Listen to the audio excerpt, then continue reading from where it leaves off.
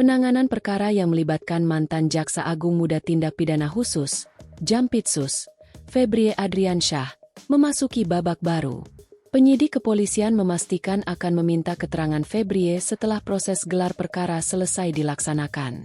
Kabid Humas Polda Metro Jaya Kombes Budi Hermanto menegaskan penyidik memiliki pertimbangan belum memeriksa Febrie Adriansyah. Namun demikian pemeriksaan terhadap Febrie Adriansyah berpeluang dilakukan di tahap penyidikan. Setelah hasil penyidikan dan gelar perkara, urainya kepada wartawan, Sabtu, 11 Juli 2026. Penyidik juga masih mendalami perihal temuan 74 kg emas batangan hingga uang miliaran rupiah yang disita saat menggeledah sebuah rumah mewah di kawasan Sentul, Kabupaten Bogor. Barang bukti tersebut berkaitan penyidikan kasus dugaan korupsi, suap, gratifikasi, tindak pidana pencucian uang, TPPU, terkait 3 perkara pengadaan batu bara PLTU, Asabri, dan Krakatau Steel. Selain menelusuri asal-usul barang bukti tersebut, penyidik juga memastikan kepemilikan rumah yang disebut-sebut milik Febrie Adriansyah.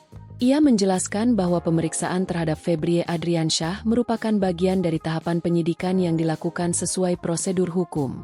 Menurutnya, penyidik terlebih dahulu akan menggelar perkara untuk menentukan langkah lanjutan sebelum menjadwalkan pemeriksaan terhadap pihak-pihak terkait. Ia menegaskan bahwa seluruh proses akan dilakukan secara profesional dan berdasarkan alat bukti yang telah dikumpulkan. Ia juga memastikan setiap pihak yang dinilai memiliki keterkaitan dengan perkara akan dimintai keterangan guna melengkapi proses penyelidikan. Rencana pemeriksaan terhadap Febrie Adriansyah muncul setelah laporan yang berkaitan dengan dugaan tindak pidana tersebut terus diproses oleh penyidik. Gelar perkara dipandang sebagai tahapan penting untuk mengevaluasi hasil penyelidikan sekaligus menentukan arah penanganan kasus. Sementara itu, hingga kini belum ada keterangan resmi dari Febrie Adriansyah mengenai rencana pemeriksaan tersebut. Pihak kepolisian juga belum mengungkap jadwal pasti pemanggilan, karena masih menunggu hasil gelar perkara. Perkembangan ini menjadi perhatian publik mengingat Febrie Adriansyah sebelumnya menjabat sebagai Jampitsus Kejaksaan Agung dan menangani sejumlah perkara korupsi besar. Karena itu, setiap perkembangan kasus yang berkaitan dengannya terus menjadi sorotan. Di sisi lain, kepolisian menegaskan bahwa proses hukum akan berjalan secara objektif tanpa membedakan latar belakang maupun jabatan pihak yang diperiksa.